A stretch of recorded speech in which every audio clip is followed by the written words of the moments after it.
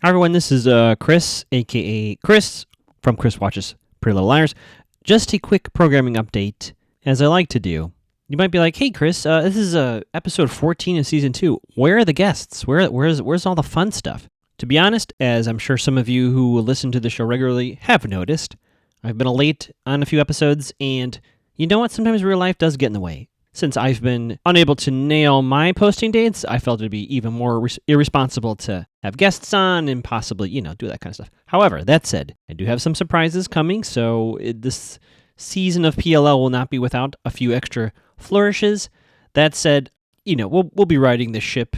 If people have guests they want to hear again or other segments they want more of, please just let me know. There's that feedback form in your feed somewhere. Feel free to put it in a review. That's always awesome. Anything like that is super cool. But I think we've said too much. One other thing before we dive into the theme song. I'm not quite sure what the name of this represents because I actually did not Google what this title of this episode is a call to, but this is yet again another huge turning point to finding out who A is. Chris watches Pretty Little Liars. Chris watches Pretty Little Liars. Chris watches Pretty Little Liars, so he can help you figure out who's A. Season 2, Episode 14, Through Many Dangers, Toils, and Snares. I should know what that is an allusion to or some sort of literary reference, but I do not, and I did not Google it because we're sticking to our policy. Previously on, we're reminded that Dr. Sullivan was missing. She got some sort of envelope. We were reminded of Hannah and Tom. Hannah kind of telling Isabel Tom had a little rendezvous with Ashley. Reminded that Spencer and Toby broke up. They threw in a little bit of Mike being aware of someone telling him about an affair going on, like a student thing. We see Jackie threatening Arya. We see Ella saying to Ezra that the Hastings will ruin you if that affair comes to light. We're shown the liars digging out this person in a mask, which we didn't really get closure on what that was. Was that another person? Is that just like a dummy in there with a mask on? I don't know if we really figured that out. Creepy detective says, "Hey, we got you. This is the murder weapon." Garrett and Jenna saying, "Nothing can link us to that night now." And then Jenna saying she deserved to die like that. Fade in, kids are hopscotching. We see the text on the screen. 1 month later, the liars are all cleaning a park. It looks like they're all doing some sort of community service. I guess. I don't really understand why that's happening, but they're doing community service, and Emily and Spencer start arguing. Emily says, "I want to make a deal with A," and then she's yelling at Spencer about it, and Emily says, not everyone here has lawyers for parents, and your mom will throw us under the bus to save you. Now, we find out later what was really going on here. Emily is not entirely wrong. I do not put it past Mom Hastings to, as she says here, throw everyone under the bus to save Spencer, because I think the Hastings do put their daughters first. And then Emily and Spencer just straight up fight. They start tackling and fighting. Parole officers, cops, or whomever they come run over there and then break it up. And then we see quite a creepy Garrett undercover sitting in a car. I don't know if he's at his squad car or in his sports vehicle of choice, watching and smiling. Cut to the Hannah household, Ashley pouring some coffee. Apparently Hannah and Emily are fighting too. Something about Ashley kind of wanting them to make good. We find out Tom is still mad at Hannah. That's not a big surprise, right? And then Ashley said, "You stopped the wedding, but not the marriage." It turns out that despite all that happened, Tom and Isabel went to the courts in Baltimore and just got it done, just some paperwork. Emily enters the kitchen. Hannah storms out, so there's definitely some tension there. And Ashley says to Emily, "Are you done with community service?" She says, "Almost." Spencer and Emily now have an extra 2 weeks for their fight. And Ashley kind of laments. She says, "The four of you are now drifting apart," and you can tell that she doesn't really want that for her daughter and her house guest, Emily. Fax machine goes off. I wonder how many people in 2022 are like, "What the hell is that?" But yeah, a fax machine, a home fax machine, by the way. It's pretty fancy. I don't know if do we even see what's on there? I don't know if we do, because I didn't write it down. Cut to Lucky Leon's. We see Mike and Arya having a stroll in the downtown area. It turns out Mike is actually going to therapy. Things are going well. We don't have the name of the therapist that Mike's going to, but therapy seems to be going well. They run into Ezra, of all people. Very awkward hellos are exchanged. So they come up with this stupid, well, not stupid, but Arya's like, "I still have that book." And Ezra's like, "Yeah, take all the time you want to read it." Arya says, "Will you throw this out for me, Mike?" Which is, come on. I think even Mike can see through that ruse. He walks away. Arya tells Ezra. So they kind of recap that her parents think Spencer is with Ezra, and she is freezing him out. she's doing it to kind of protect him from all that's been going on. Mike kind of comes back and is like, oh, we got to go. Ezra wants to reconnect, and she's like, no, you can't do that. And it's pretty clear, I think, that Mike knows what's going on. I don't think that's a big surprise to hear. Cut to school. Apparently Garrett is in school, and he says on the phone, like I'm waiting for you, but whomever he was waiting for is not there. Spencer walks up, and Garrett on the cover says he was going to be seeing Jenna or running into Jenna. He's not teaching driver's ed anymore. And Spencer, as she does, says, you two make an interesting couple. Spencer takes it one step further and does what I did a few episodes ago. She connects Jenna, Ian, Jason, and Garrett to the same club, the Nat Club, as we know. And then it's revealed that Jason's been missing. She says, where is Jason? And Garrett's like, he went away, much like Dr. Sullivan. What the hell? Okay. Cut to Emily talking to, this is not the same swim coach we saw earlier, but I guess this is like a swim coach or assistant coach. Anyway, Emily has basically done all the physical therapy. She's basically cleared health-wise to swim again. And the coach basically says to Emily, look, sorry, you're in trouble. You're doing community service. So it's going to be a principal decision to allow you back on the swim team, which kind of breaks Emily's heart. Cut to Ella's classroom. Spencer and Ella are having a chat. Spencer and Emily bump into each other, and they check their books. Their books go sprawling on the ground. It looks like a bit of a fight. And then, I didn't know at the time what was going on, but they grabbed the wrong books. So they bend down, they pick up, they're reading, some sort of book for class, and they take the wrong book. Inside, Emily gets a text. You were always my favorite. Want to make a deal, -A. Now, what's interesting about this text message is we just heard this a few episodes ago from Allison, right? You were always my favorite. So that part I don't quite understand. However, I can very confidently say this is not Allison. Emily takes a piece of chalk and circles yes on the chalkboard. A little chalkboard check call out here. But she circles yes, and she assumes that A can see what she did. Later in the hallway, the three of them are having a chat. Spencer, Hannah, and Aria. And Aria basically tells them, yeah, I broke up with Ezra. And the three of them are in alignment. Emily kind of approaches, and she kind of glares at the three of them. They walk away. Emily goes to her locker, opens up the book, which was Spencer's book. And inside, there's a little thing that says, meet up at 10 o'clock tonight, which, I got to say, the show got me. I was like, wait a minute, is Spencer meeting up with someone at 10 o'clock, and now Emily's going to go? They had me. They got me. Cut to the quad. Lucas is apparently scouring the net for pictures of Hannah in her prison outfit, I guess. So weird. So he opens his laptop to show her his work. Basically, he's hunting down these photos and having them deleted, etc. He opens his laptop, and I tried to look here on the website, and I didn't really figure anything out by this. His last visited website, BJ Hume's online sports book. I couldn't read anything else, and he's like, oh, never mind. Really, really cagey about that. And then Lucas does the thing. Ugh, boy. He says, you look pretty in these pics, when referring to her, the pics that she wants deleted. He still has an interest in Hannah, which I guess makes sense, but still, Lucas, we're rebuilding trust here. What are you doing? I even know what happens, and I'm already getting stressed. But we cut to Hollis. Ezra and Byron are having a chat, and Byron says, hey, you know what? We should combine classes. That seems like a good idea. We're teaching this thing, and you're teaching that thing. Let's do this. And Ezra says, how are you holding up? And they kind of have a little chat, a little check-in with the boys there. And then Byron says, hey, you know what? You should come back to dinner. And then Ezra goes, yeah. And he goes, I'll talk to Ella about it. Now, Ezra agrees to this. He knows that Ella thinks he's with Spencer. So why did he say this? I do not know, but he's into it. I know what he was thinking he was going to do, but still, oh boy. Cut to the Hastings household. Spencer comes home, and she finds Toby out front at the house. We find out that her folks are in Philadelphia. Melissa has irregular heartbeat, which is pretty serious, right? Toby takes a little blanket off the back of his pickup truck, and we find out he made her a rocking chair, which she really likes. I don't know. It seemed nice. Spencer's like, this is great, but I gotta head inside. And Toby says, I'm not walking away. And Spencer's reply is, stay away from me. She is doing what Aria is doing to Ezra. She's like, you need to stay away from me. She's pushing him away. I think she's worried about the Jenna Garrett stuff, which makes sense, especially with the Dr. Ann Sullivan stuff. I see Spencer's point of view. But yeah, it makes sense. Toby's hurt, but he doesn't look like he's going to give up. Cut to the evening. This is the garden hideout, which I'm still not quite sure where in the world this is, but Emily goes in. I'm like, oh no.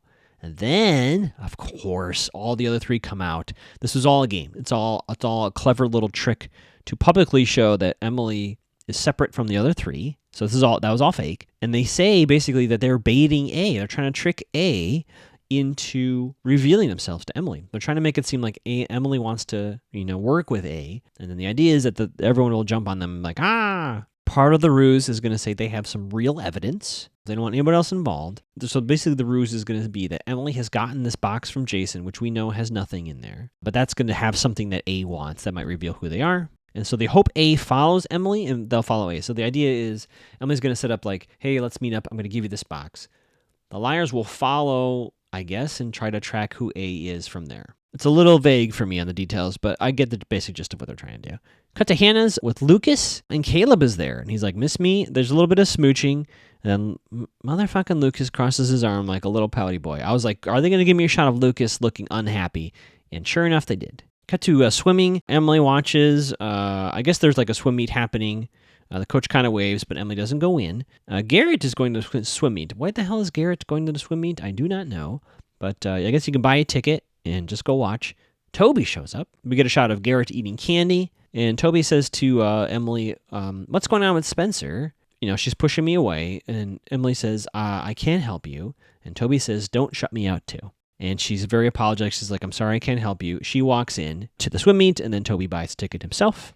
Cut to Hollis. Arya goes to Ezra's office and drops off the book. Guess who's in the doorway? Jackie. She's like, what are you doing here? And Arya's like, I'm just returning a book. And they start having their little tense verbal showdown. And Ezra walks in. Boy, does he look mad. We have a little bit of an act break. We come back. Arya tells Ezra I guess she tells him everything about what's going on with Jackie. And she says, this is dangerous. And then Ezra's like, I should have told your mom the truth about us. And I believe it's here that, so Arya leaves, and I guess it's here that they're going to tell the parents the truth about them. Holy cow. Cut to the swim meet. The swim meet is going on. Caleb and Lucas are in the quad area. We find out Caleb was in California for a little bit, right? Things are going well. And there's a little bit of talk from Lucas, pushing a little too hard. I see what you're doing there, Lucas. He's like, so are you going to move there permanently? Caleb's like, well, my mom gave up parental rights, so that makes things a little complicated, because I guess technically his adoptive mother is the parent. But he says, is it okay if I still stay with you, Lucas? And then Lucas pushes it again. What about the future? And he's being very weird. And he's like, I better tell Hannah about it. You can tell Lucas is like, boy, I'd sure love Caleb to leave town. Now, why the hell would Lucas go pick him up and then now try to get him out of town? I don't really understand that. Post swim meet, Hannah and Spencer like, Arya's late, and Arya kind of runs up. It's like, so sorry. And then they do a little show. They do a little improv scene here. Emily comes out, and Spencer confronts and says, they say out loud, I know that box is there. And Spencer's like, you'll never get the box. It's well hidden. Emily's like, I think I know where that box is. Now, for us viewers, we see shots of Caleb, Lucas, Garrett, and Toby. Is the show trying to limit whom I think is overhearing this? Yes. Do I believe other people there might see this? Who is our real A? Of course. Do I have any idea who that might be? Hell no. Scene ends. Emily walks away, and boop, boop, boop. She gets a text, see you tonight, BFF-A. So at this point, I was like, do I really think that they have tricked A? And I thought to myself, I don't think so. I don't know. A's just always a step ahead, but it seems as though trick has worked. Cut to the Montgomerys. And in my notes, oh my God, in all caps, I cannot believe Season 2, Episode 14, we are doing this. But hey, we are doing this. Ezra R.I.P. is what I added in my notes. Talking about we. This is so awkward. He's trying to get it out. And so he's kind of hemming and hawing, and finally he just says it. I'm in love with your daughter. The faces of Ella and Byron. Again, I've commended both of these actors before. I'm going to do so again. Ella's face is just a mixture of all emotions. Anger, horror, slight violence, disappointment, hurt, betrayal. Remember how she said that last time? All those emotions are on her face. I can't even believe she stays seated. Byron just looks confused. It looks like Byron is like, wait a minute, did I just hear what I thought I heard? Ella does put her hand and touches Byron's arm. Arya gets up and walks next to him, grabs his hand and tries to explain it, right? We met before school started. Mike comes downstairs, so he's hearing it. And they're like, Mike, get out of here. He's like, I'm not getting out of here. And Mike, get out of here. He's like, I'm not going anywhere. Arya says, I love him. And in this moment, I don't know again, I always say this about this relationship in the show. I'm not sure what they're trying to get me to feel or how they want the audience to take this in. In this moment, I felt how the parents must feel so hard. hearing their daughter Arya say, I love him, about a teacher figure, just felt very upsetting. And I realize also the show is trying to justify that Arya's feelings are real. You know, the show's done a very diligent job of trying to make us feel the real emotions of this relationship. In that moment, I was like, I cannot believe what I'm hearing. And Byron gets up and says, leave this house, to Ezra. And I'm pretty sure Ezra's like, no, I'm not. Mike then just punches Ezra in the face. Just punches him in the face. He then walks over to the front door and just opens it. And it's dead quiet. Ezra somehow looks shocked, which surprised me. There's no words. Ella and Byron have this face like every emotion. He leaves. Whew. Wow. That scene lived up to what I thought it was going to be. It actually was much gentler than I thought it was going to be. Very intense, a very challenging scene to do. I'm glad it finally happened, but boy, oh boy. Tiny benefit of this is A no longer has this over Arya. So for the purposes of the show, her dad's affair is out in the open, and now this whole thing with Ezra is out in the open. Now, again, I guess they could release it to the general public, but at least A's power over Arya, in terms of that, is gone. But we have more pressing matters to deal with. Ella and Byron are having to talk about this. Ella reveals to Byron that she thought it was Spencer, which Byron's like, WTF? Like, so there's a half moment where he's like, wait, you didn't tell me about that? He's like, never mind. He says he's finished. He's absolutely finished. And what's really interesting is this, I had this realization, I believe it was last episode, right? Ella starts to do what I did. She's tying it back to Byron and Meredith, right? She's like, is it worth us examining? And she's like, ... Isn't it interesting how this mirrors? He's like, there's nothing to do with that. And she's like, it's worth examining. And the point is made, which I, guests have made on my show. I have made as well. Ezra should have been the one to end it. It was kind of his responsibility as the older figure and the person in power of this in this dynamic. Arya enters and she's trying to get them. She's like, can I just say something? And they don't want to hear it. They don't want to hear it. They're like, go upstairs. We don't want to hear it. There's nothing that you can say right now. Cut to Ezra. I guess he's at his office drinking some booze. Jackie walks by and she's like, don't be angry. And he's like, get out of here. Get out of here. And she's like, what did you expect? Look, referencing Ezra's punched face. And I said to myself, Jackie, I don't think was in the wrong here. I just think her methods were a little off, let's say. And that's basically what she says to him. This is a teenager and you're a teacher. How did you think this was going to play out? And he's like, get out, Jackie. And then she kind of leaves. We get to Hannah and Spencer. Emily's already left for the big show. This was really weird. So Spencer is like, I gotta go, right? Toby enters. He's a little aggressive. Yeah, this was very strange. He's like, I'm not leaving until we have a talk, etc., etc. But Emily's already, like, the plan's in motion, so this is kind of, like, scary. So Emily right now has no backup. Tom is coming over to talk to Hannah. Toby is kind of being aggressive with Spencer. And Arya is having a huge fight with her parents about Ezra, as one would. So Emily's kind of flying solo, which completely destroys the plan. Toby does say something interesting. He says he believed the scene today, right? He says to Spencer, you are turning into Allison. And/or it's like Allison's still running things. Cut to Hannah's household. Tom is there with Ashley and Hannah, and he drops a bit of news. They've decided they're going to move back to Rosewood. So Isabel, Kate, and Tom are all going to be in Rosewood. Now, wasn't there a second stepdaughter? Did she get written out of the show? I thought there was two of them. At any rate, it's Isabel, Kate, and Tom back to Rosewood. So I guess Kate, it answers my question from earlier this season. Kate is going to be a problem for quite a while, and I'm going to say right now, Kate is joining the A group. You don't even need to be cagey about it. I already know she's going to join. Oh, and Kate's going to go to their school too. Why not? Why not? So Emily goes to the weird house, which I wasn't sure. Is this also their garden area? It's quite a drive. We see a lot. Emily driving for quite a while. So she goes inside this place. Again, no backup. Arya and Spencer are on the phone. So there's no Arya, no Hannah. The whole plan is falling apart. Spencer texts, almost there, don't go in, but Emily's already in there with the shadow. Cut to the Montgomerys. Arya's going to try to sneak out. She's got to help Emily, right? So Mike grabs Arya and So we overhear like her parents talking, and Mike grabs her and he says, basically, I'm going to help you get out. And he shows her from his room his little secret exit. So Arya finds out how Mike was sneaking out. And Mike says something interesting here. He says, I'm sorry I hit him. Better I do it than Dad, which he's not wrong. Ezra could have filed assault charges on Byron, right? I mean, he probably wouldn't, but he could have, or who knows, it might have got much worse for many reasons. So Mike took it upon himself to do that.